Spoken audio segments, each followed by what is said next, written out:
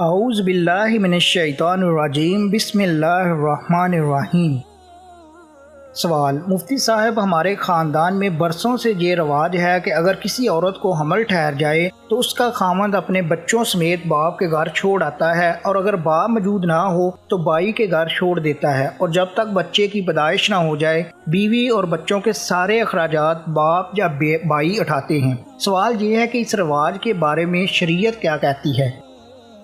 جواب: شریعت مطہرہ نے بیوی اور بچوں کا نان و نفقہ شوہر کے ذمہ واجب قرار دیا ہے، تاہم صورت مصالحہ میں ذکر کردہ رواج ہے کہ جس میں شوہر حاملہ بیوی کو بچوں سمیت بائی یا باپ کے گھر چھوڑ آتا ہے اور بیوی بچوں کے سارے خرچے باپ یا بائی اٹھاتے ہیں، غلط ہے۔ لہذا اس رواج کو ختم کرنے کی ضرورت ہے۔ دلائل کے لیے آپ کتب کا حوالہ دیکھ سکتے ہیں۔ سوال: کیا صدقہ کے پیسے سر پر 7 مرتبہ گھمانا یا صدقے پہ پیسوں پر ہاتھ لگانا ضروری ہے؟ جواب: واضح رہے کہ صدقہ کے پیسوں پر ہاتھ رکھنا اور صدقہ والی چیز کو سر کے اوپر سے 7 مرتبہ گھمانا لوگوں کی بنائی ہوئی باتوں میں سے ایک ہے۔ شریعت میں ایسی باتوں کی کوئی اصل نہیں۔ سوال: مفتی صاحب، سنا ہے کہ انڈا اور پیاز کے چھلکے کو آگ میں جلانے سے بے برکتی آتی ہے، کیا یہ بات درست ہے؟ جواب: یہ لوگوں کی اپنی بنائی ہوئی باتوں میں سے ایک ہے، شریعت سے ایسی باتوں کا کوئی تعلق نہیں ہے۔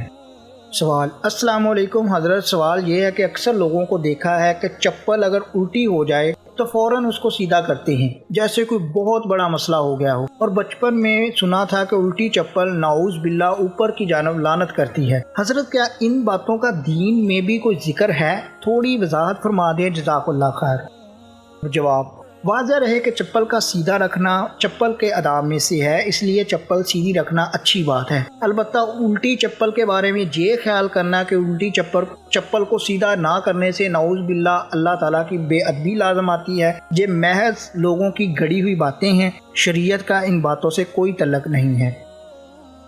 ویڈیو کو لائک کیجئے گا، شیئر کیجئے گا، انفارمیشن کو عام کیجئے تاکہ لوگ غلط جو باتیں پھیلی ہوئی ہیں اس سے بچ سکیں۔